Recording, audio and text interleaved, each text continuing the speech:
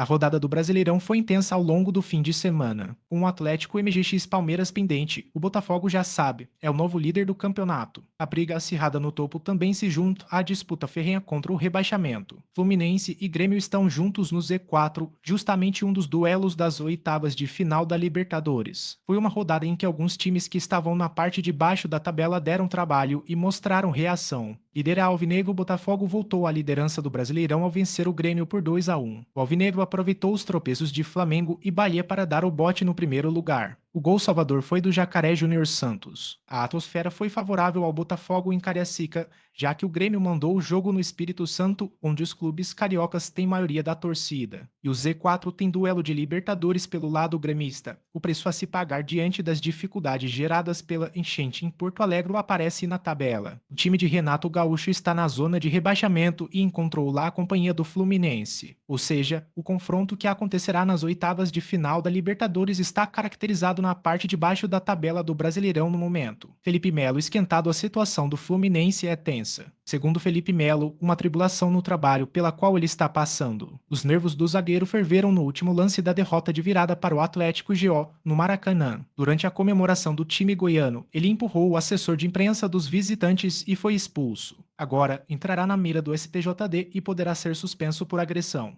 A pena vai de 4 a 12 jogos. Saíram do buraco Flamengo e Bahia passaram sufoco na rodada. Os dois que até então dividiam a liderança saíram atrás nos seus jogos e precisaram remar para ao menos não perderem. O Fla se salvou com um gol aos 53 minutos do segundo tempo, com o garoto Everton Araújo, e arrancou um empate com o Atlético. O time paranaense reclamou da arbitragem de Anderson Daronco e dos acréscimos. Já o Bahia tomou um susto ao sair perdendo por 2-0 para o Criciúma, mas conseguiu escapar com 2-2. Clássico quente, Carlos Miguel, mesmo com dias contados no Corinthians, chamou atenção no clássico contra o São Paulo, pela defesaça que impediu que o placar fosse além do animado 2-2, e pela provocação posterior a Luciano. Em uma foto postada nas redes sociais, o goleiro marcou o atacante do São Paulo como se fosse otário. Teve empurra-empurra no jogo, provocação e uma partida tensa diante do momento do Corinthians, que saiu atrás no placar e conseguiu um ponto para ficar fora da zona de rebaixamento. O Cuiabá voltou 5-0 sobre o Fortaleza. E pensar que o Cuiabá passou 4 jogos sem fazer um golzinho no Brasileirão, mas nos últimos 3 fez 11. E a goleada ainda teve uma ajudinha do goleiro João Ricardo, do Fortaleza, que cometeu uma falha bizonha em um dos gols. Não por acaso, o Cuiabá pegou o elevador e já saiu da zona de rebaixamento. Que isso, Elinho. Um dos golaços da rodada foi sem querer. Elinho, do Red Bull Bragantino, fez uma pintura, involuntária,